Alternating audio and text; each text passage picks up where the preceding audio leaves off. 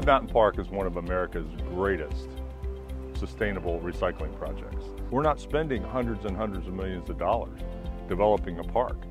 We're doing it all with volunteers. We're doing it with people who will come in and sustain and love this place. The interesting thing here is that they see not only the natural environment, they see the unnatural environment. They see privet and they see other plants that are growing in the park that we're removing sustainably with goats.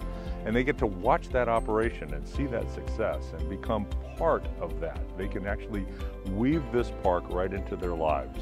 This entire project is a sustainable project. We're taking what was once industrial land and turning it into recreation land and allowing nature to restore itself. This is a huge recycling project, if you will. 100 years ago, this place was a moonscape. Today, it's a thriving forest that's getting healthier every day. And my job is to uncover the park that the miners left behind.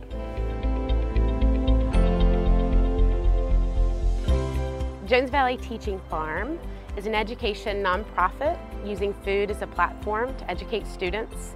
We partner with Birmingham City Schools, 7 to be exact, and we build teaching farms and outdoor classrooms, which is what we call farm labs, behind each of the schools.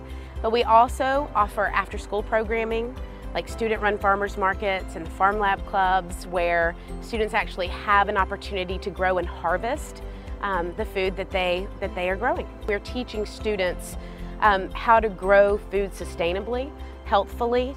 We do this in a place that is actually a sustainable space where there's a pond and students are studying the ecosystem and they're seeing how everything relates to one another. When you think about sustainability, you think about preserving and passing down to future generations those practices, and we're essentially doing that right now through our programming. Pepper Place was founded in 1988. It was a vision of Kathy Sloss. In the 80s, this area, it was just a wasteland of just buildings and warehouses. There was nothing here, I mean nothing here at all. Mini malls were popping up to take over the countryside. So Kathy, with a mind to fight urban sprawl, decided to bring all that down back into the city. And instead of building new, she reused. She came to this wasteland and brought life back into it and breathed life into this place with renovations and businesses. And now, in 2016, what you'll find at Pepper Place is a thriving community of businesses and people. It's an amazing transformation from the wasteland of the 80s to the beautiful community that it is in 2016. Pepper Place, at its foundation, is a sustainable business and life community.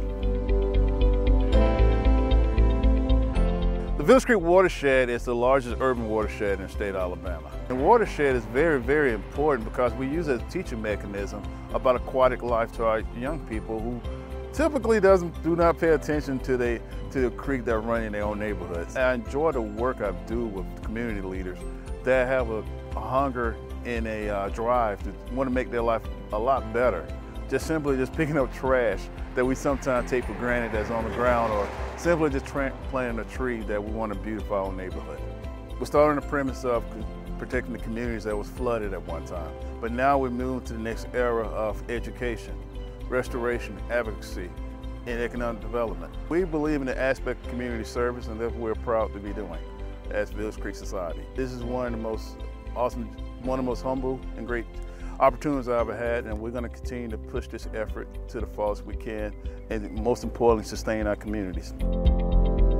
Zip Bike Share launched in October of 2015 with 25 stations and 200 bikes, and we are right now expanding with 40 stations and 400 bikes, and we're the first electric pedal assist bike share program in North and South America and the 5th in the world. What Zip Bike Share has meant for increasing sustainability in Birmingham is truly a connected city. We have opened up the streets for people to go explore downtown, to see what's available to them, and to really experience the city from two wheels. We're getting people out and active and seeing the city from a different perspective and connecting them to the awesome amenities that we have. And we hope that Bike Share is just an additional piece of the change and growth that's going on in our city.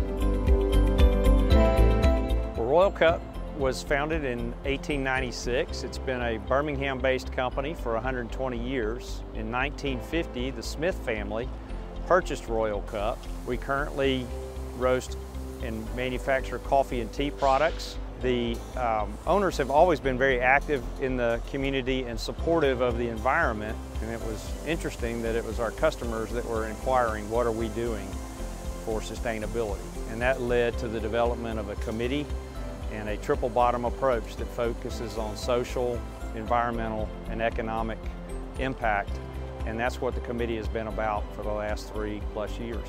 The elimination of waste in the facility is probably the simple thing. We work very hard to minimize the impact on the landfill. We partnered with a national waste hauler, and from there we laid out a program that would allow us to divert as much waste from the landfill as possible. Our goal by 2021 is to become 99% landfill free. We're actively working towards that goal and very hopeful that we will reach it in a timely manner. We've made some investments in air emission equipment, and 7 years ago we put in a regenerative thermal oxidizer. We're looking to reduce waste in the lines. We're rebuilding all of our packaging machines to minimize the scrap. We're optimizing the fleet. We continue to look for ways to conserve water and those natural resources. And now that the third generation is leading the company, Bill Smith and his brother Jim Smith, I anticipate that they'll continue that same leadership involvement.